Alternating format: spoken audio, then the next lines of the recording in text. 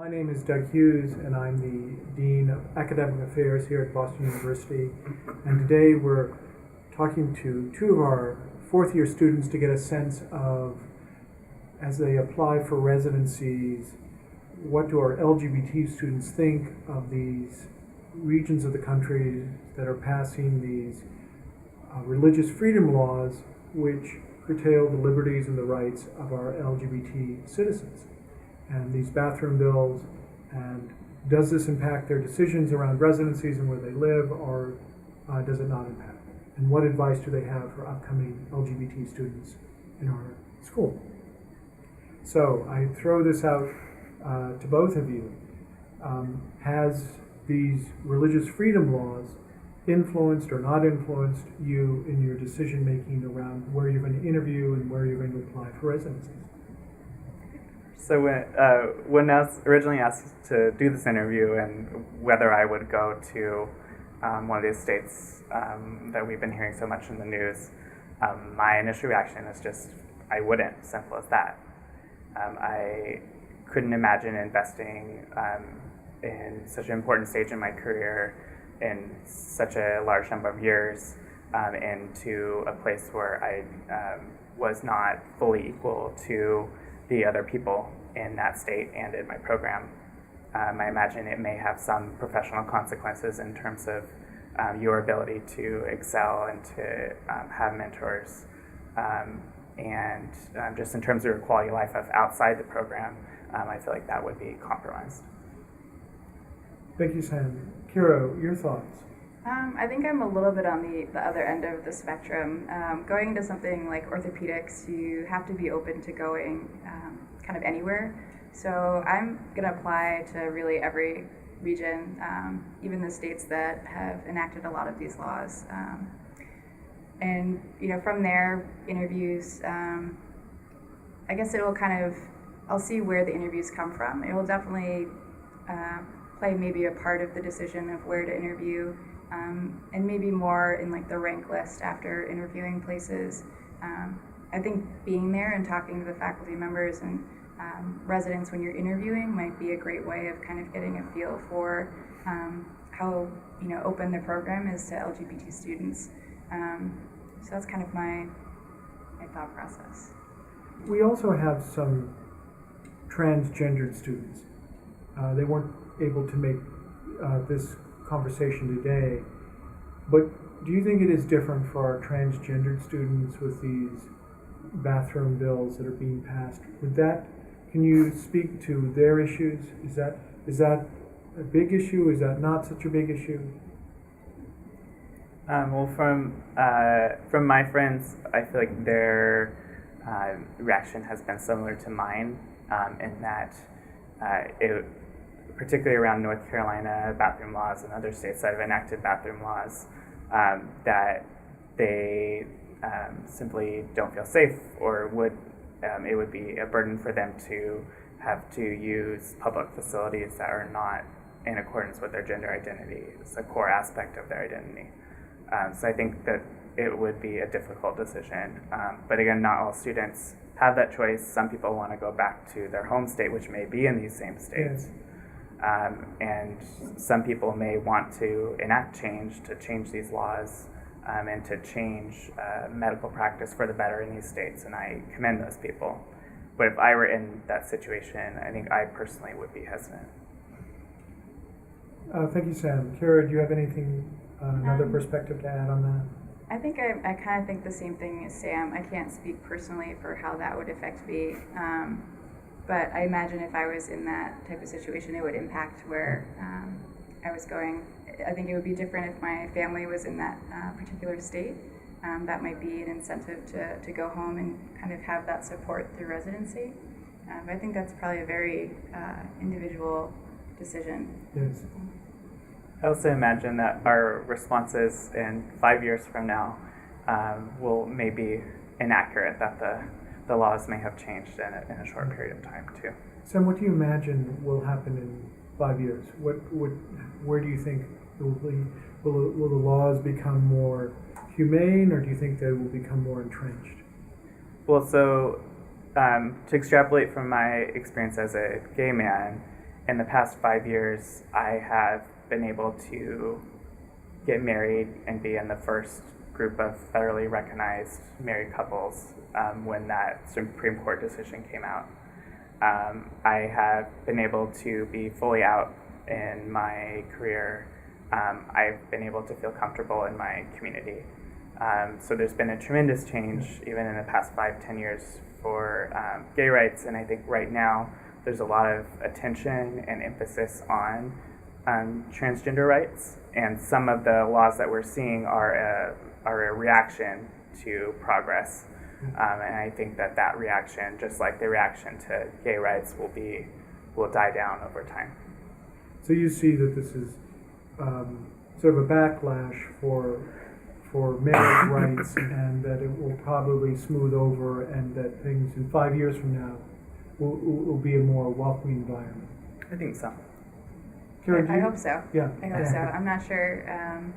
I think there will definitely be a lot of challenges to a lot of these laws, and I think it's going to take time for those to work through the court system. So I think it'll be interesting to see how those play out. I hope we don't have to wait 5 years. I hope it's sooner than that. But I think we'll be hopefully going in the right direction. I don't know if everything will have changed by then. Unfortunately, I think things take time. So I guess we'll see. In 5 years, it may be a lot of time for someone who Yeah. can't use public restrooms. No, it is. As fourth year students, as early fourth year students, for our second year students and third year students, do you have any advice for them in particular that would have been helpful to you as you're starting to think about residencies, as you're starting to go think about the match? Do you have advice for students earlier that would have been helpful to you? So I don't know that there's advice that I feel like I wish I had had, but if I were to give advice to people entering third year, to start considering what specialty they may want to go in, what residencies they're looking at, and if possible to do away rotations at those sites, so they can get a sense of what it's like to live in these places. I would agree. Good advice. Yeah. I would agree 100%. I'm doing 2 away rotations, one in Portland, Oregon, and one in Chicago. And I think that's a great way to learn a lot more about the program and the people that you're going to be spending 80 plus hours a week with. They're going to kind of become your family, the people that you spend the most time with. So I think that's a great way of kind of identifying how open that community is to you, but also it kind of gives you a chance to seek out mentors there and see how open people are to mentoring LGBT students. There are faculty members that are open about their sexuality as well. I think that also tells you a lot about the program. Good advice from both of you. So the advice is to sort of summarize that students may want to do an away rotation early in areas where they are thinking about where those laws might impede or not impede or affect their comfort levels. So very good advice. I think I may also add the importance of identifying mentors, as Kira mentioned, that there are also mentors on campus here who can be very beneficial in that process. Yes. And we have support networks through our LGBT organization, BUSM Pride, and then also just through faculty who can be a major source of support and a way of finding those mentors. Sure. As you interview, as you go to these residencies and start interviewing for these programs, are you going to do some fact checking? Are you going to see if there is a Pride organization at those campuses? How will you assess the climate and the environment down there when you interview with these programs? I mean, I think that's going to be kind of hard. I definitely think there'd be some fact checking, maybe searching the medical school or the university that is associated with the program and see if they have a Pride organization. That might be a great way of getting in contact with people in the affiliate hospitals to kind of get the lay of the land there. But outside of that, I think it comes down to the interviewing part Yeah. and just meeting people and seeing the program. And I think it'll be different for everybody, whether they want to be upfront and just ask other residents there what the program is like. Are there any like LGBT like residents in the program, or any groups that they're a part of? So I think that'll be different for everybody. I would agree. One could suggest looking at the laws in a given state, but that's not always a good representation of what the environment will be like in a given city or in a given university. I think in North Carolina, for example, the Chapel Hill is known to be a very welcoming, diverse place, or at least welcoming place. But that might not necessarily be the case if you were to look at just North Carolina and its laws. Yes. There's also the HRC Equality Index. So medical center hospitals get evaluated for their receptivity for treating faculty, staff, and patients in these environments. And so that some people can look at those to see if the place they're working at, it will be comfortable or not comfortable. Now, what is your advice for students interviewing? Do you plan to be out at the place you're going to be working at? How out are you going to be in your interviews for your residencies? A lot of students talk about different levels of their education. Coming into medical school, are they out interviewing? Are they out when they're at the medical school? Do they go back in the closet when they hit the third year? And then when they apply for residencies, are they out or not out? And so there's different points at which students, and it varies by student, they feel comfortable at certain points and not comfortable at other points. And what is your advice, and how do you plan to be in your interview? Well, so I was out in my interviews to enter medical school, and I feel like while that may have hindered me at some schools, Yeah. and I did notice some patterns of bias in some of the interviews I had at some schools, I think overall it was helpful in that it helped me to identify early on what types of programs there might be some red flags at, or what types of programs the administration might not be fully culturally competent in. So it may be helpful in that sense to be out. On the other hand, I don't know that it's particularly important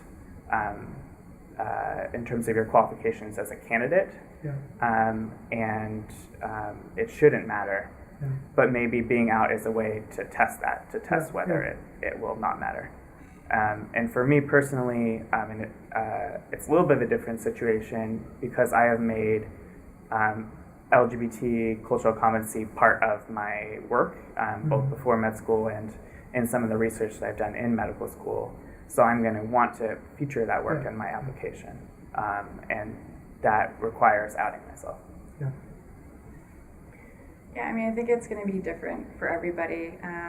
I was also out in the medical school application process, and I think it also did hinder me at some places, and other places it didn't, which I agree was a great way to kind of identify which programs were going to be a better fit for me.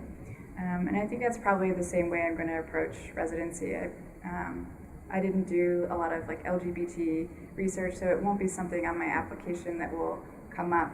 So I won't be outing myself in the application.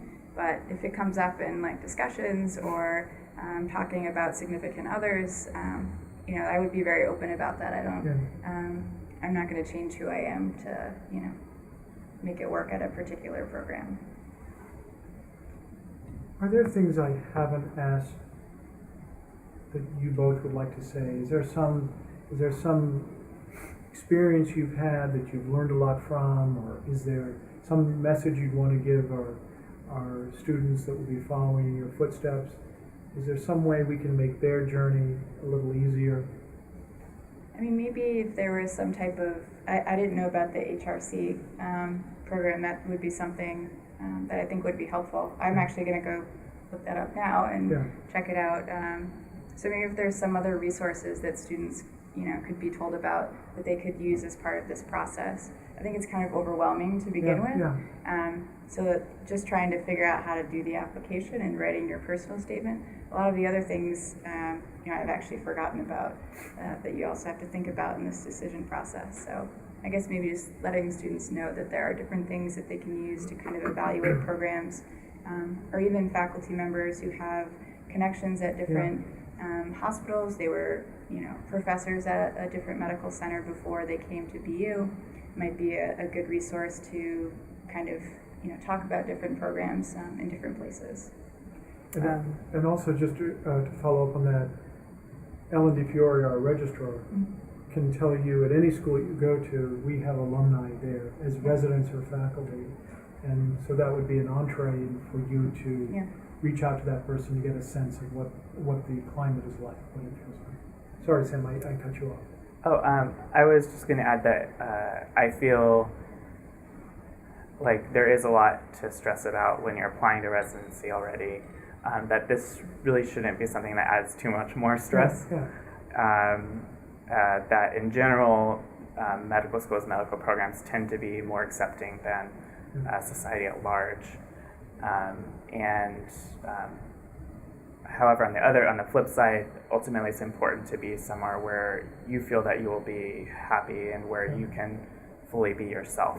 And that may involve some consideration of LGBT equality, but there are a lot of other factors that go into that.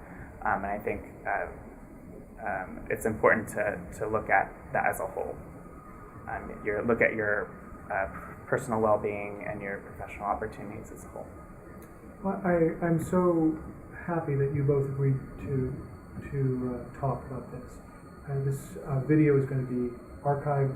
Students behind you can now look at this to sort of help make decisions, formulate ideas, and I'm so happy that you both agreed to do this. I'm so thankful for the chance to participate in this. Thank you so much for inviting me.